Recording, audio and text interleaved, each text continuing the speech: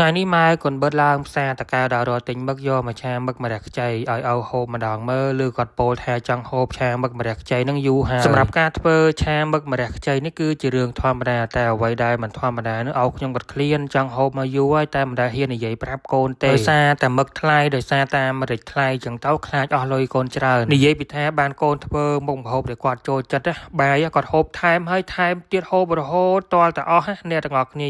មិនមែនធម្មតាណាអ្នកទាំងអស់គ្នាសម្រាប់មឹកពីងពីងនេះបើយើងចង់ឆាកុំឲ្យវាចេញទឹកពណ៌ខ្មៅយើងខ្វះភ្នែករបស់វាចេញហើយខ្វះពីក្រោមអញ្ចឹងដូចម៉ែកូនបឺតធ្វើនៅក្នុងវីដេអូនឹងអញ្ចឹងនេះគ្រាន់តែកាត់វាពីក្រោមអញ្ចឹងមកឆ្លេចមកគឺភ្នែករបស់វាចេញតែម្ដងរួចហើយយើងលាងទឹកសម្អាតវា 4-5 ទឹកដើម្បីឲ្យវាជ្រះដីអស់មឹកប្រភេទនេះនៅខាងកន្លែងកែមវានឹងសម្បូរជាប់ដោយដីអញ្ចឹងយើងលាងទឹកសម្អាតវាច្រើនទឹកទីយកដើម្បីវាជ្រះដីល្អសម្រាប់គ្រឿងដែលយើងយកមកឆាជាមួយនឹងមឹកនឹងសំខាន់បំផុតគឺម្រេចខ្ចីសម្រាប់បង្គាប្រៃនិងបន្លែផ្សេងបើសិនជាមិនមានយើងមិនបាច់ដាក់ក៏បានដែរសម្រាប់ម៉ែកូនបឺតដាក់លាយជាមួយនឹងពងទាប្រៃដាក់ជាមួយនឹងខ្ទឹមបារាំងយើងអាធំហ្នឹងដាក់ជាមួយនឹងម្ទេសផ្លោកហើយម្ទេសផ្លោកបើសិនជាបានអាពណ៌ក្រហមយកមកលាយទៀតពណ៌ក៏វាស្អាតតែម្ដងសម្រាប់ការ៉ុតវិញម៉ែកូនបឺតយកកវិតមុខពីរមកចាត់ដើម្បីឲ្យវារាងស្ដើងស្មើគ្នាល្អអញ្ចឹងទៅឆាទៅគឺវាឆាប់ផុយហើយមានរូបរាងស្អាតសម្រាប់ម្រេចបើសិនជាវារាងវែងពេកមួយយើងហាន់វាជា2ឬជា3កង់ទៅ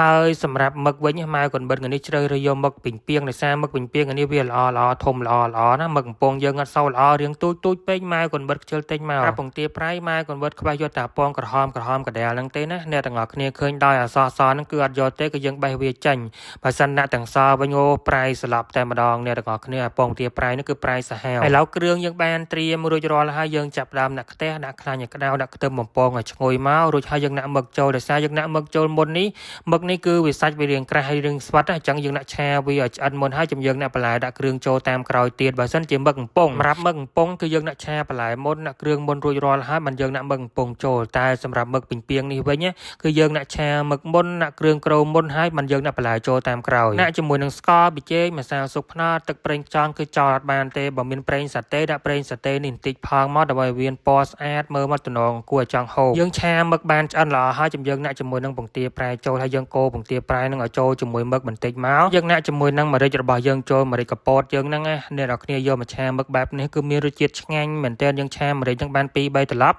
យើងដាក់ជាមួយនឹងការ៉ុតរបស់យើងចូលការ៉ុតរបស់យើងគឺវាឆាប់ផុយទេដោយសារយើងចាត់កាវិតមុខពីស្ដើងបែបនេះរួចហើយយើងដាក់ជាមួយនឹងម្ទេសផ្លោករួមជាមួយនឹងខ្ទឹមបារាំងចូលក្រោយពីយើងដាក់បន្លែចូលរួចរាល់ហើយយើងគ្រាន់តែកូរវា2-3ត្រឡប់ឲ្យបន្លែយើងរាងស្រទាប់បន្តិចមកប៉ុណ្ណឹងបានហើយអ្នកនរគ្នាឆាមឹកម្រេចខ្ចីរបស់យើងគឺរួចរាល់ហើយតំណងអត់ពុកម៉ែបងប្អូនទាំងអស់គ្នាស្នាដៃរបស់ម៉ែកូនបឺតក្រោយយើងរោយជាមួយនឹងម្ទេសបន្តិចមកដាក់ជាមួយនឹងជីវ៉ាន់ស៊ុយបន្តិចមកចាប់ផ្ដើមតំណងនិយាយថាក្លិនមានឈ្ងុយពេញផ្ទះតែម្ដងអ្នកទាំងអស់គ្នាបើនិយាយពីកូនបឺតរបស់ខ្ញុំវិញកូរពេញផ្ទះតែម្ដងជាមួយតាជាមួយយាយហ្នឹងអ្នកទាំងអស់គ្នាមើលមកវាយើងហត់តិចប៉ុន្តែមានក្តីសុខខ្លាំងបានកូនក្មេងមួយនៅផ្ទះខាន់កូលេងដែរតែរាល់ថ្ងៃរៀងពិបាកចិត្តកូនខ្ញុំតិចអាយុ2ឆ្នាំ5ខែអ្នកទាំងអស់គ្នានិយាយអត់ទាន់ច្បាស់ទេនិយាយបានមួយម៉ាត់នឹងយើងបរៀនវានិយាយមិនក៏វាមិនងាយនិយាយដែរអ្នកទាំងអស់គ្នាអើយមានកូនបងណាដូចកូនខ្ញុំអត់ក្រនិយាយដូចកូនខ្ញុំអត់អាយុ2ឆ្នាំ5ខែហ្នឹងឯណាអ្នកទាំងអស់គ្នានិយាយបានតែមួយម៉ាត់ទេអត់ទាន់ចេះហៅប៉ាអត់ទាន់ចេះហៅម៉ាក់អីទេនិយាយតែក៏មិនទាន់ចេះនិយាយដែរពិបាកចិត្តដល់ហើយរឿងកូនហ្នឹងមិនមែនគាត់ស្ដាប់មិនលឺមិនមែនគាត់ស្ដាប់មិនបានទេណាអ្នកទាំងអស់គ្នាយើងប្រើអី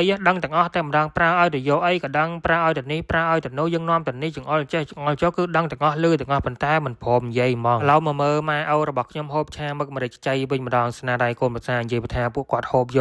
កតែម្ដងតែម៉ែកូនបឺតថ្ងៃនេះអត់បានហូបបាយពេលល្ងាចជុំគ្នាទេដោយសារចាញ់គ្រឿងសមុទ្រហូបគ្រឿងសមុទ្រប្រហែលថ្ងៃនេះទៅចេះតែរមាស់ពេញខ្លួនអញ្ចឹងគាត់ផ្អាកហូបគ្រឿងសមុទ្រសិននិយាយពីឪរបស់ខ្ញុំហូបដល់ចុងក្រោយគេដល់គេឈប់អស់ហើយណានៅអត់តាន់ឈប់ទៀតណាអ្នកនរគ្នាគាត់ថាស្ដាយមិនងាយបានធ្វើហូបទេម្ហូបចឹងថ្លៃណាហូបឲ្យអស់កុំឲ្យមានសល់ហ្មងស្ដាយម្ហូប